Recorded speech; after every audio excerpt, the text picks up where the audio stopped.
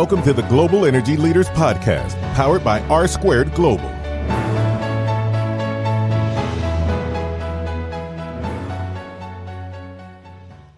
Welcome to episode 39 of the Global Energy Leaders Podcast. As always, I'm your host, Ryan Ray, and today we have on a repeat guest. That's right. Markham Hislop comes back on the show, and we get into all things that we could, Canada and U.S. As there's so much related when you think about Canada and U.S., especially from the oil side of the business, that we talk about pipelines and what's going on up there and with the politics. And, you know, from the U.S. standpoint, you may go, that's not really important. But I think that you'll see, and we got a kind of an announcement towards the end of the episode that you'll hear about. There is a lot tied up, and we need to think about this, what's going on in Canada, and how does that affect the U.S., especially over the short term, 5-10 years. And then also, you know, we don't like to get too far out with projections. 20, 30 years, they're kind of hard to keep up with what's actually going to happen. But, tracking that stuff with our relationships with Canada is always a good thing. And so I think this conversation will bring you a lot of value today. So without further ado, here's my conversation with Markham Hislop from the other day.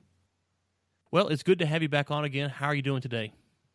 I'm doing just fine, Ryan. How are you? Great. Well, I've got to tell you that, and I've kind of warned you, but I haven't told you what was said, that there was a comment on social media, and I'm not going to give the name of the person who made the comment because they didn't ask me to address you personally, but I wanted to kind of get your thoughts on this. Someone commented, and this was passed along to me. So here's a comment from your last time that you were on our show. We talked about the S-curve and all that. Comment says, "This discussion sounds awfully political to me. Lots of Greenpeace and left-wing political labels. Hislop did not mention that our U.S. generating fleet is getting old and must be replaced. In Michigan, for example, the age of our coal fleet is 55 years. So we had to transform our generating supply one way or another. How would you want to do that?" It goes on to say wind energy is about half the price of energy for new coal plant builds. Also, he quotes the price of new nuclear, and he says that on renewables penetration, our business has already supplied 17% wind energy with more on the way. So this is happening. And then he gives a link to a video talking about clean energy distribution and the S-curve. So wasn't a fan of what you said last time. Maybe you want to clarify, or maybe you want to hold to your guns. I'll let you respond now. Well, Ryan, I'm not really sure what his criticism is because the argument I made last time was that both wind in particular, because wind's costs, if you look at levelized cost of energy estimates that are provided by the U.S. Energy Information Administration, unsubsidized wind at the lower end is now competitive with new coal and new gas. And that's why you're seeing 15% wind generating capacity in Texas, and you're seeing wind expand in other areas. So he's quite right about that. And I agree with that. I don't think that I argued anything different. The only where I quibble with most of the renewable energy supporters is how quickly I think it's going to take place. I think I mentioned in the last interview that the rule of thumb for any new technology from 0 to 70 to 80% market share, or if there's a lot of competitors, let's say significant market share, is generally about 50 years. And what that tells us is that if wind is only just at the bottom of the S-curve, then, it's going to be decades yet before wind and by the way, solar is not competitive. It's still, even at the utility scale, more expensive than wind. So, we're at the early stages of this, and clean energy will diffuse into the economy, and coal plants, and I'll give you, just yesterday, I was talking with an energy economist, Ed Hurst, from the University of Houston. I interview Ed quite often for my stories. And one of the things he said was, as the U.S. natural gas pipeline infrastructure expands, particularly in the Northeast, up around New York and New England and so on, he said that will sound the death knell for coal, because it'll be gas replacing coal, which is already a major trend. And once you guys get gas the infrastructure more developed, then that will make gas even cheaper. And that is what's going to push coal out of the market. And it'll be a combination of gas, wind or solar, legacy generation like nuclear and hydro, smart grids, and battery storage. That's the emerging power model that we're seeing. And I interviewed an economist just today about that very thing, and he agreed that that's the direction we're going. So I'm not sure if I've answered your question, Ryan. but I've certainly defended myself, I think. Well, no, and that's fair. And we've reached out to that person and said, hey, come on the show. And that's one thing I think that we've really tried to do on this show is that, yeah, I have been critical of the right and the left. And really my critiques are more from, if you want to say, the Greenpeace or the liberals that don't want to engage in the discussion. I don't ask the guests before they come on, are you Republican or Democrat or Independent? So I'm sure we've had folks from all sides of the political spectrum, but what we do ask is let's engage in some kind of honest conversation. And so, if the gentleman wants to come on the show, we'd love to have him hear his opinion, and we can hash it out because we want to hear all sides. And I think at the end of the day that what we're trying to do with this show is promote the best way to get energy to people, and we've said that before. So whether that's someone who's on the left side of the aisle, the right side of the aisle, I don't really care. Whoever's got the most economic way to get across their policy, and as long as it's, I am a free markets guy, so that won't fit with all the left-leaning agendas. But anyways, we'll move on from that. Keystone. Well, Ryan, can I go just ahead. finish up one tie a little bow around this conversation? Please do. I consider myself, in the U.S., I would be an independent. I'm kind of a centrist politically, a little left, a little right, depending on what the issues are. But the energy transition model, which kind of argues that fossil fuels and clean energy will compete in the marketplace for many, many decades before one becomes more efficient. What my work is based on is not politics.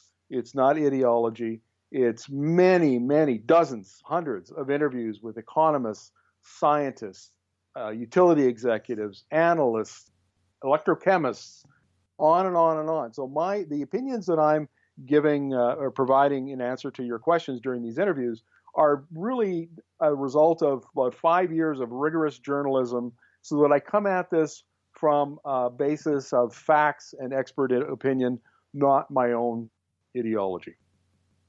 No, and that's fair. I'm glad you made that clarification.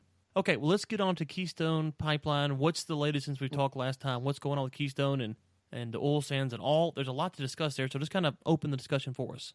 Well, if you remember the last time that Keystone was in the news prior to 2015, when President Barack Obama canceled it, there were two main national criticisms, and I don't mean like the Nebraska landowners and those kind of local issues, but the big ones were upstream greenhouse gas emissions, because the Alberta oil sands that will supply most of the crude oil for Keystone XL it's basically oil mixed up with sand and clay, and it has about the consistency of peanut butter, if you can imagine that. And so what the producers have to do to get it to flow in a pipeline is they dilute it with light hydrocarbons, diluents they're called. And so what's actually flowing in a pipeline is 30% diluent and 70% bitumen. And the problem with that is that, there's two. One is that if you have a leak, remember in 2010 in Kalamazoo, Enbridge had that big leak into the river? Yes. And it was dilbit, it sinks. Under the right conditions, if the water is moving and if it's cold, dilbit is likely to form tar balls, and then it sinks onto the bottom, and it's much more difficult to clean up than conventional crude oil. So that's one problem. The other one is, in order to get this thick bitumen and to process it, the producers use a lot of heat, and that heat is created by using natural gas. And so the natural gas use increases the carbon intensity of the crude to about 30 or 40% higher than conventional crudes. And so those two issues are, in fact, being addressed by Alberta oil sands producers. They're using new technologies. They're replacing steam with solvent, so that which doesn't require, of course, any additional energy, no natural gas. They're looking at partial upgrading, which would turn bitumen into a heavy or a medium crude so that it could flow in the pipeline, and like any other crude oil. So this time around, the debate over Keystone XL is going to be different, I think, than the debate prior to 2015. Okay, and so when you talk about all these changes that's happened, has this been because of environmental regulations? Is this because this new technology has come on the market? What has kind of spurred all this on?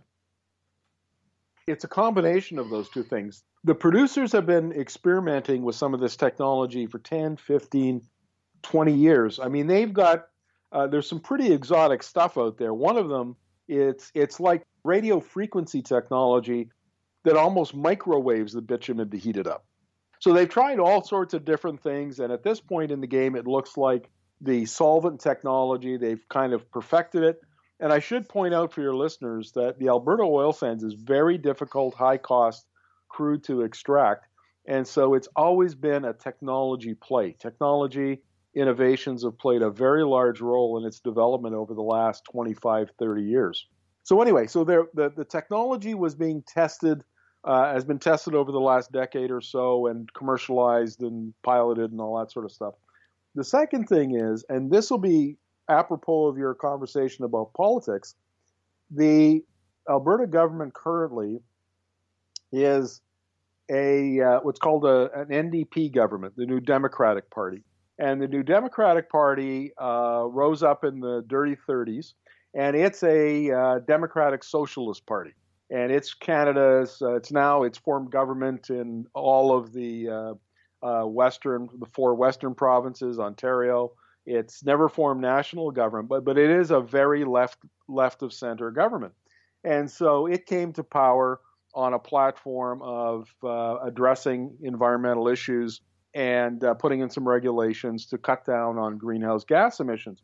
Well, wouldn't you know it, those regulations are driving the producers now to adopt these new technologies they had been testing.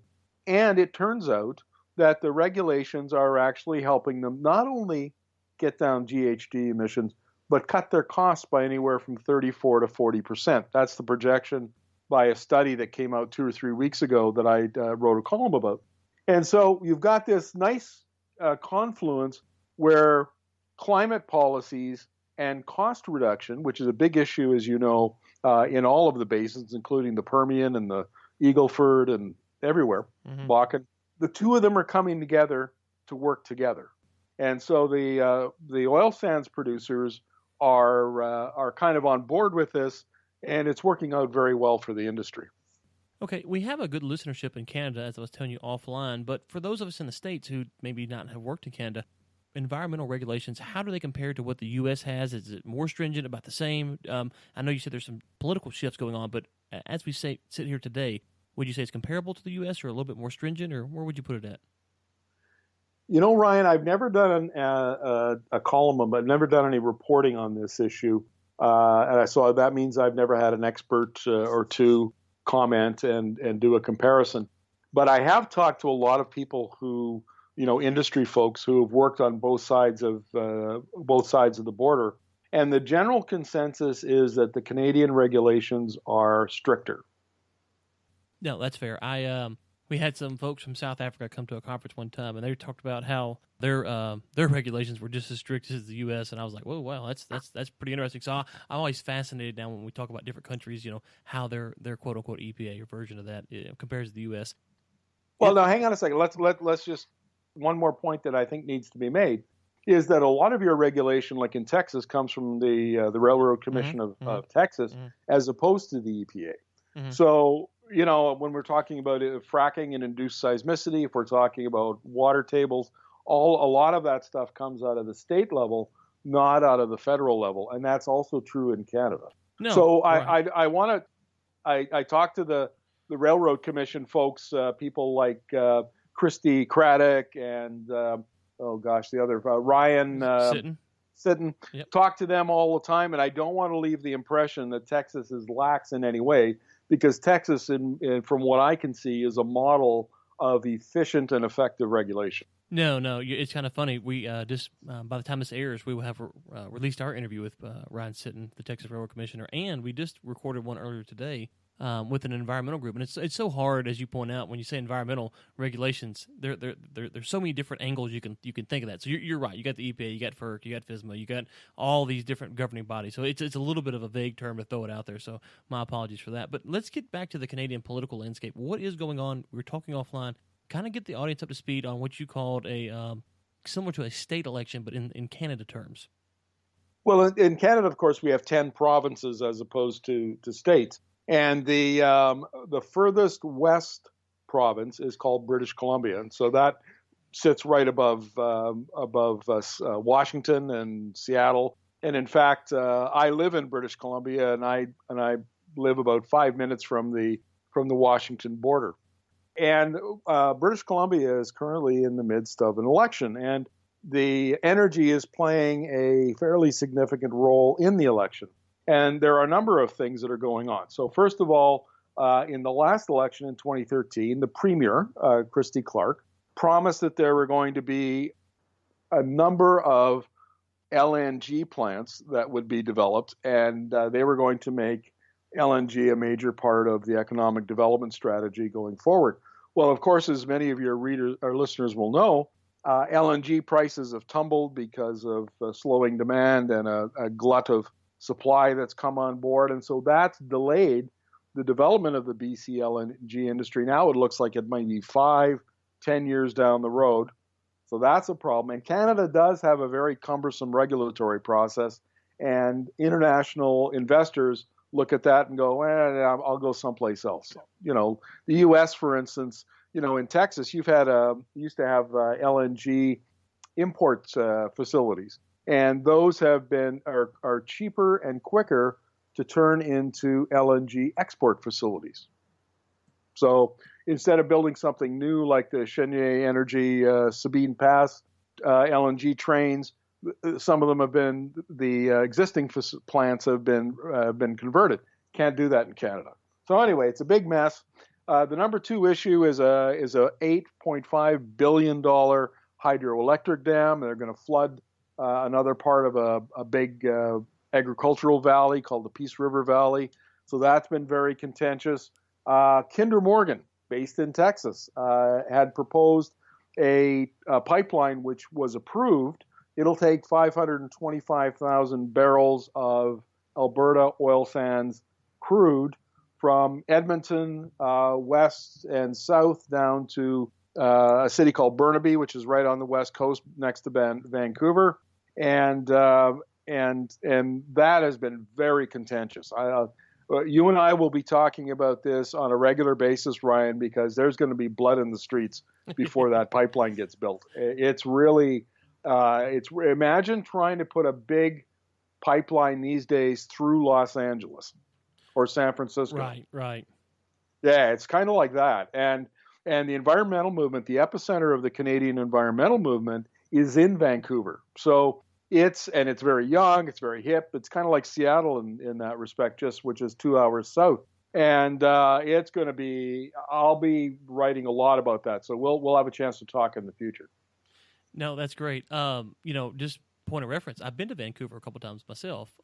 We actually, episode 9, we had on David McClellan from Oracle, and he is on the island. It slips my mind. He lives in Vancouver Island. Vancouver Island, obviously. Yeah, there you go. Qualcomm Beach is where he's at. And so been there, love it.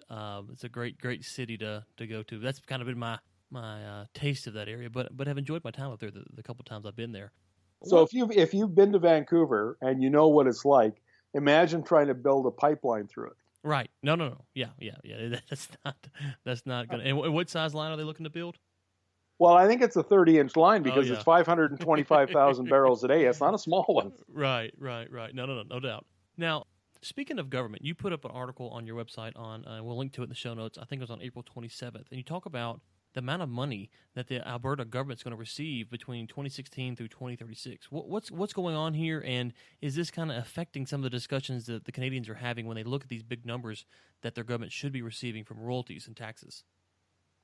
Well, see, that's a very interesting discussion, and this time tomorrow, I'll be in a public debate with a Green Party of Canada member, and I'll be defending the pipeline we just talked about, and I'll be defending the oil sands.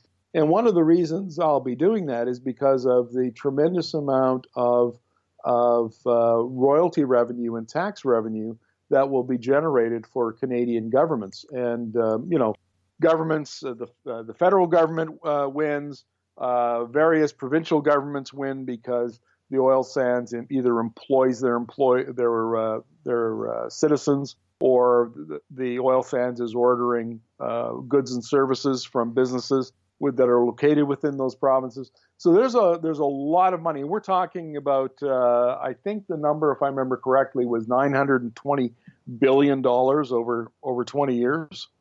that's a lot of ka-ching. Yeah.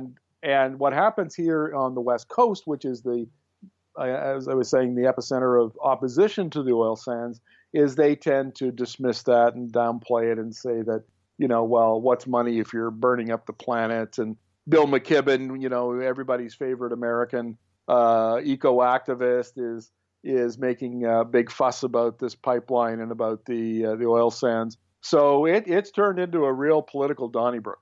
Yeah, and two takeaways. We'll address them in order here. The first one is that you say that the oil sands are expected to produce like 4 million barrels a day, I believe, by 2030. When we look at the Keystone, kind of going back to that for a second, how is there going to be a need for more big lines like the Keystone, or is the Keystone built with this kind of anticipation of capacity coming onto the market?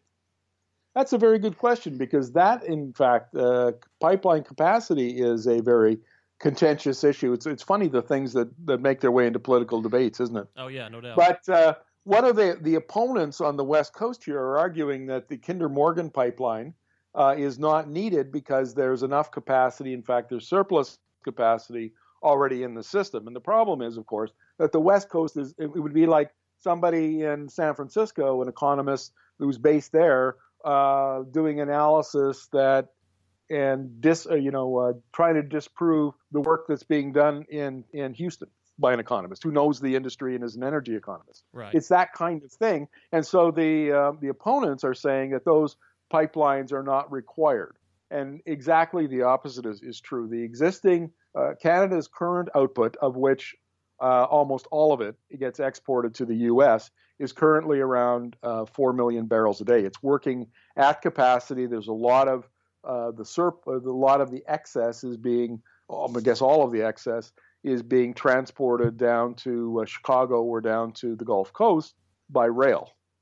And so the oil sands is going to expand by 1.5 million barrels a day between now and 2030. And so we have to find room for about 2 million more barrels a day. And so that means Keystone XL at 830,000 barrels a day, Trans Mountain expansion at 525. Well, there you're up to about 1.3, 1.4. There are a couple of other smaller pipelines like the Alberta Clipper. So between those two and the other pipelines, they should be able to shoehorn most of the production in between now and 2030. But then what happens after that? We might need another one or two pipelines yet. No, absolutely. And the final takeaway from the article is that you're looking at almost 3,500 jobs or 3,400 jobs, I think you said, between now and 2020 alone. So it's going to bring in more revenue from people just that need, I don't know what the Canadian economy is doing right now, but 3,400 jobs for a country the size of Canada, that's a pretty big deal, I would imagine. Well, no disrespect to Canada. I'm just saying this from a population standpoint. I think the population is like 35 million or something in Canada compared to the U.S. It's just 330 million or whatever it is. So from that standpoint, no slight to my Canadian friends. Well, just as an aside, Ryan, we have what in Canada what we call the rule of 10, which basically means that whatever happens in the United States, 1/10 of it will happen in the U.S. Okay. This is an old Canadian joke. But anyway, the question here is what will happen in Alberta, because Alberta really got hit hard by the downturn that started in late 2014 when the Saudis opened up the taps and drove down the price of oil below $30 a barrel WTI. And there were tens of thousands of good-paying oil and gas jobs that were lost, just as there were in Texas. And the Alberta economy is much less diversified than the Texas economy. So there are a lot fewer options for those people to pick up other jobs. So there's probably given that the relatively high unemployment rate in Alberta, which I think reached like 10% during the worst of the boom, there's probably still folks who are looking for jobs and will suck up those extra jobs that get created pretty quickly. No, I would imagine they would. Well, look, I'm not going to keep you longer today. We've covered a lot. Is there anything else that you wanted to get to that maybe we skipped past? I think with that in future months, Ryan, we should continue to revisit this issue of technology, because as you know, you work in the industry, and oil and gas is one of the most technology intensive industries. It's also one of the most technically innovative industries. And what we're seeing now is in response to concerns around climate emissions or GHG emissions, concerns around climate policy, changing demand side technologies like electric vehicles and so on. It's a very fluid kind of situation, and it almost changes certainly year by year, but month by month. And I think we're going to see some really, really interesting, innovative technologies come out of places like Alberta and Texas over the next year to 5 years, and that's a good news story. Yeah, and you kind of alluded to it there. We haven't talked about it, but you have graciously agreed to come on as kind of a monthly guest almost, and so that will allow us to explore these topics in a little bit more in depth because we can kind of build upon previous conversations. So we're excited to announce that, and thank you so much for being willing to do that. Thanks for giving me the opportunity to chat with you. Always a pleasure. Okay, well, look, we look forward to talking to you next time and continuing the discussion. Thanks, Ryan. Take care. Thanks again, Markham, for coming on. And as we mentioned, he will be a monthly contributor, and we're looking for a few more monthly contributors. And so if you got someone, or if you're a listener and say, hey, look, I've been on before, I'd like to come on more often, reach out to us at globalenergymedia.com/contact, and Chris or Michael will talk to you about the details of that. We'd love to have on people once a month. We can get into more topics, and so as we continue talking with Markham, as you saw there, we had someone in LinkedIn who commented on someone's page about some of the stuff he said. We tried to bring the comment out the best we could.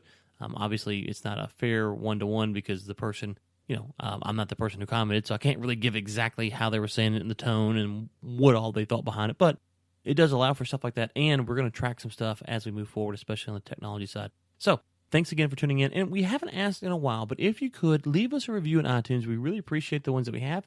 We would like some more, and so we haven't asked in a while. So I thought I'd throw it out there. If you're enjoying the show, please give us a 5-star rating in iTunes. And if not, go give a 1-star rating to, I don't know, some show that you really don't like. But spare us the 1-star ratings if possible. Thank you so much for tuning in. We appreciate it as always. And until next time, keep climbing.